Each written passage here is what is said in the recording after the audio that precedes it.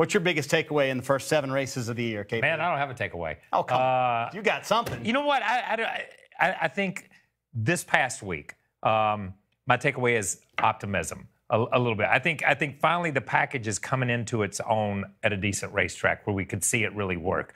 I didn't see it at Atlanta. I didn't maybe see it at Phoenix. You heard drivers complain about what it was doing, and we didn't see what we thought we were going to see. But I thought here we saw something. My biggest takeaway is there's 2 organizations that are just kicking everybody's rear end.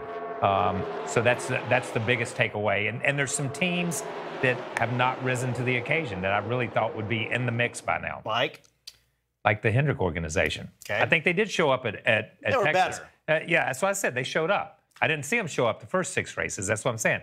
Hey, I'll say Chase showed up at Martinsville. But I think they took those first 4 or 5 races and said, we got to do something. They revamped, and that shows the power of Hendrick Motorsports, that they can, because you know how hard it is. When you start a season behind, you don't catch up until you go to the next season a lot of times. Some teams don't. An organization like Hendrick can be behind and catch up quick. I thought he was going to say Stuart Haas when I said like who. What's your take on the first 7 races, AJ? This may not be a shocker to anybody, but Kyle Busch can pretty much drive anything and any type of package. What? I mean, really?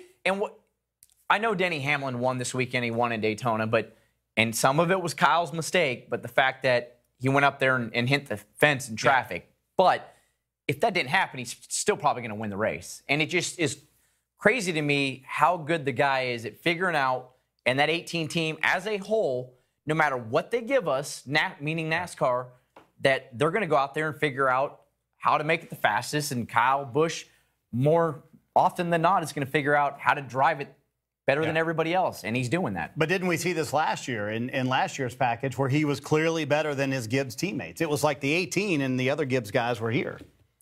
Yeah, but at the 78 was, Martin Truex. Yeah. I know he wasn't a Gibbs car, but at the time, yeah. But he could kind of run. No, never mind.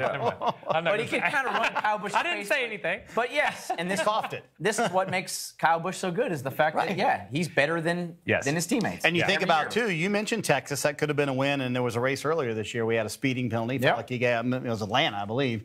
Felt like he gave that race away. Yeah. Here's the deal. Kyle Busch is in that position where he can look back on a year and saying, there's 3 that I just messed up. Legitimately had a shot to win. Most drivers look at the end of the year and said, there's 3 that I only had a shot to win. You know what I mean? So, he has a shot legitimately every single week that we go to the racetrack. This is how good Kyle Busch is. This was a couple years ago. He said to me at a driver's meeting, we were just talking about struggle and stuff. He said, yeah, man, I know what you're talking about. Like, we struggled 1 year. We only won 2 races. I'm like... It's like, I would have taken that. All right, yeah. Well, remember that one time we struggled? Yeah, I was like, whatever, dude. You don't know. We only won 2 races.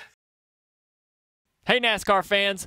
Thanks for checking out the NBC Sports YouTube channel. Make sure you hit subscribe below for the latest NASCAR news, race highlights, and digital exclusives. Thanks for watching.